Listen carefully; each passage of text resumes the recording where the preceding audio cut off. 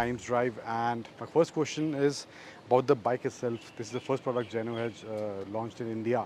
So, what was the process behind the product, and what was the thought that you are going to bring an electric vehicle in the segment where bikes like Splendor and other bikes that are there? So, what was the thought behind the product? Yeah, so the thought was accumulation of 2 or 3 years of careful observation and research, speaking to customers across India, Africa, South Asia, to learn what it is about their vehicles, their petrol vehicles that they value and appreciate today, and ensuring that we can bring that same level of utility, flexibility, and functionality to them with an electric vehicle. So today, across India and globally, the largest two-wheeler segment is your 100 to 200 cc petrol motorbike. And today, nobody has really solved for that segment with an electric equivalent. So that's what we set out to do with the Zeno Imara, is to give you 150 cc performance with the flexibility, load carrying capacity, rough road, heavy load capability that so many people around the world value today. Tell us more about the specs of the bike and how this bike stands apart from the electric vehicle that are there in the segment, and also from the ICE vehicles that are there in the segment. So on the electrical front, we see a lot of really excellent, amazing products that we all have come to know and love. Ola, Aether in the scooter space, Ultraviolet, and others in the premium electric motorcycle space. But nobody's really solved for the mass market standard motorcycle segment. So that's what we focused on here. It has specs that meet or beat your typical 125, 150 cc motorbikes. So an 8 kilowatt peak power powertrain gives you up to 90 kilometers top speed and zippy performance to pass and go when you need to. Long bench seat, has room for your X and for your Next, we like to say. Plenty of passenger carrying space and load carrying space, allowing you to carry luggage loads or passenger loads up to 250 kg, surpassing a lot of the specs on current petrol bikes in that same 100 to 150 cc category. We focused on functionality and fun over fancy features. So what you won't see here is a high-performance race bike or sport bike. It's a everyday sport utility vehicle that allows you to drop your kids off at school, allows you to go on a weekend adventure, allows you to hustle as a Rapido or Uber driver, meeting the needs of whatever life throws at you. So you have different charging options. There's swappable option, there's home charging option, there's also a charger that is there with the bike.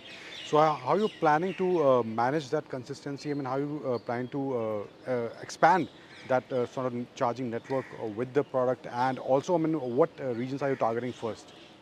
So one of the things that we're really excited about is our very flexible, what we call multimodal charging infrastructure, which combines the best benefits and advantages of swapping with the best benefits and advantages of fast charging and home charging. We've looked at how you build a flexible, functional charging ecosystem that works for people across their lives with different use cases and different needs, and we've built that system. So we rolled out in several ways. If a customer wants to buy our bike and wants to buy the batteries and be responsible for home charging on their own, or to use publicly available Type 6 fast charging, they're welcome and able to do so. And in markets where customers value high mileage and the ease and convenience of swapping, we roll out charging infrastructure. So generally when we enter a new market, we roll out with a base charging network of at least 100 swap stations and fast chargers, giving really good sufficient coverage for people in their day-to-day lives, and then expand out from there.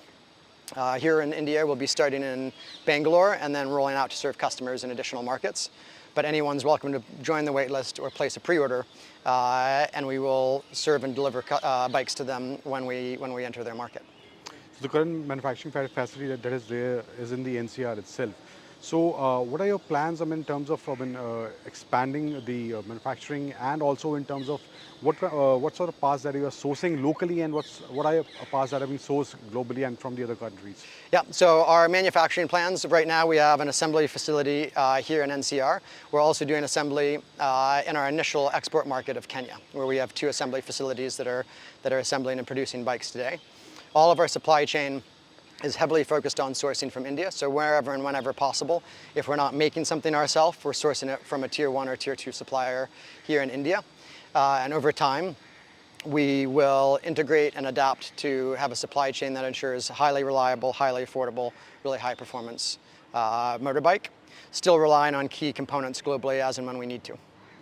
And so now basically EV startups, I mean, startups that are there in India, and Zeno also, I mean, are against the legacy brands that are already there and they have established themselves from decades.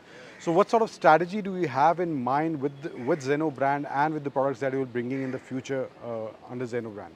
So I think the first thing is focusing on a product that nobody has really addressed yet, which is the sport utility electric motorcycle in that mass market segment today. First, it's a very large industry globally. Your largest two-wheeler companies only have 15-16% market share. So we think that it's an industry with opportunity for lots of excellent options for customers. It's not a winner-take-all market. We haven't seen that happen here in India. So we think it's an excellent product combined with the ecosystem approach of our multimodal charging and battery as a service offerings, which make us much more akin to a telecom and not just a legacy vehicle OEM. So love to see lots of different products in the market and love to play a part in offering an excellent product to customers amongst a larger market landscape. And we think the products that we've focused on, the specifications and the functionality that we focused on, combined with our battery as a service and multimodal charging, give us a unique service offering, unique customer service offering that a lot of legacy players are not offering today.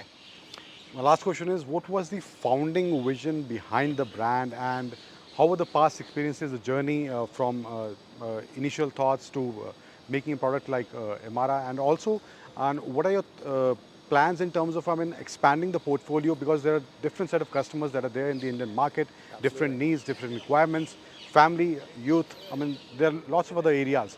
So what are your what was your thought and what were the learnings in that process? So inspiration was to jump in and help accelerate transition to electric mobility. Taking everything that had been learned about the industry and the space to date and finding opportunities to incrementally improve and provide more options to see a more rapid and faster transition to electric, drawing people with the delight of a new product rather than pushing them forward with regulation. So we wanted to develop a vehicle that gets people excited about shifting to an electric bike rather than feeling obligated or regulated to do so. And we developed a vehicle for that. And the grand vision then is to expand and grow both as an electric vehicle OEM and charging network operator, and introduce additional great products and additional great features that work off of our current product stack to date. So we have exciting new products that we're going to be introducing. We teased one of those today, a higher end premium adventure bike built on the same Emara platform. And over the next year, we'll be introducing additional two-wheeler and three-wheeler products and some exciting home use products that utilize our same battery infrastructure. Thank you, Michael, for talking to us. Thank you so much. Have a great day. Congratulations on the launch.